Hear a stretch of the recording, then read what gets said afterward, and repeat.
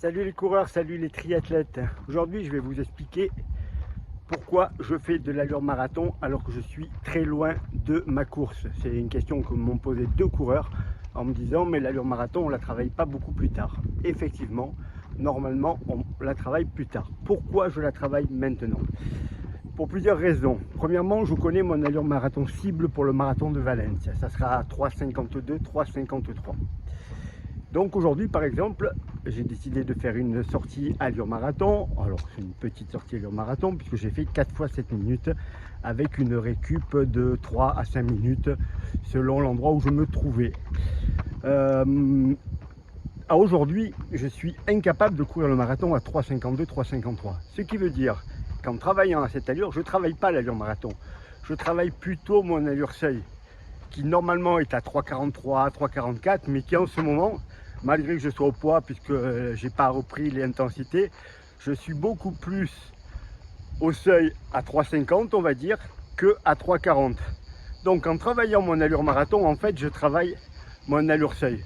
Vous me direz pourquoi je n'appelle pas ça un travail allure seuil. C'est un peu mental.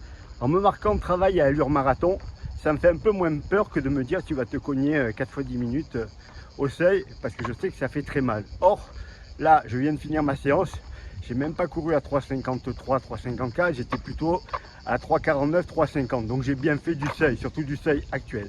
Mais mentalement, j'étais pas parti pour ça, donc c'était plus facile. Ensuite, effectivement, je travaille toujours très tôt mon allure marathon, parce que je sais que mon corps a besoin de ça pour la connaître parfaitement. Alors là, aujourd'hui, c'est un peu loupé parce que j'étais un peu plus vite, mais très vite, je vais me recaler à la bonne allure. Et ça me permet d'assimiler vraiment cela, et sans regarder ma montre, je sais que je suis à la bonne allure. Et le jour de la course, c'est super important de ne pas avoir ces problèmes-là, ces problèmes récurrents qui font qu'on ne sait pas trop à quelle allure on est. Moi, quand je prends le départ de la course, normalement, si tout va bien, je maîtrise bien l'allure. Alors comme il y a du monde, on a tendance souvent à aller un tout petit peu plus vite, mais ça paraît juste plus facile à la bonne allure. Donc c'est pour ça que je travaille très en amont cette allure-là, mais je travaille mon allure de marathon cible et pas mon allure de marathon actuelle. Quand vous ne connaissez pas votre allure marathon cible, il faut faire des tests pour déterminer votre allure marathon et pour travailler cette allure-là. Mais là, effectivement, quand on est à 16-17 semaines de la course, c'est absolument pas la peine de faire ça. Il vaut mieux faire du seuil, il vaut mieux faire de la VMA, il vaut mieux faire surtout de l'endurance pour accueillir les bases. Mais ça, tout ça, on en a parlé plein de fois. Pour mes coureurs, pour les gens que je prépare, la même chose. Certains partent en aveugle. Donc l'allure marathon aujourd'hui, elle ne sert pas à grand chose. On n'en fera pas beaucoup.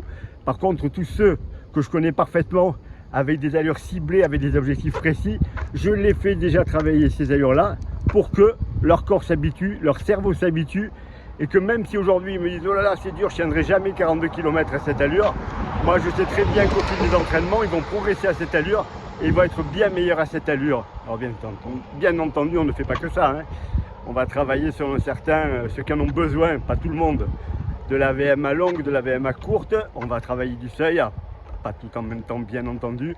On va tourner et puis surtout, on va adapter la prépa en fonction des coureurs. Il y a des gens qui ont des grosses VMA qui en font rien, d'autres l'inverse, qui ont optimisé au maximum. Ceux-là, il faut un peu tout travailler. Par contre, ceux qui n'ont pas optimisé leur VMA, on n'en fera pas, hein. Vous n'allez pas faire de rapide. Vous allez me faire du seuil en pagaille, je vous le garantis, et plein d'allures marathon ensuite. Voilà les coureurs, voilà les triathlètes. Il fait super beau dans le sud, je ne crois pas que c'est le cas partout. Je suis désolé pour vous, nous on profite encore. Alors il fait très chaud. Ça c'est la même chose en m'entraînant à l'allure marathon en pleine chaleur. Je sais que j'ai 5-6 secondes de marge également, puisque quand il fera frais, j'irai beaucoup plus vite avec la même sensation. Donc pareil, en travaillant cette allure-là, tout est faussé au niveau de ce que ça donne, mais je le sais, ce qui ne m'empêche pas de me soulager mentalement en me disant je ne fais que de l'allure marathon, alors que je vais plus vite, alors que je ne suis pas prêt pour cette allure-là et alors qu'il fait chaud. Donc c'est tout bénef pour la suite, puisque le but, bien entendu, c'est vraiment de courir ce marathon à 2h44. Pour ma dernière année M4, j'ai jamais fait le podium à Valence et j'aimerais vraiment le faire. Bon, après on verra l'année prochaine à plus de 60 ans d'aller à M5, mais je suppose qu'il y aura Momo Aliamani qui ira essayer de battre le record du monde des M5, donc la première place du podium, elle sera morte. Voilà les coureurs, voilà les triathlètes, à bientôt.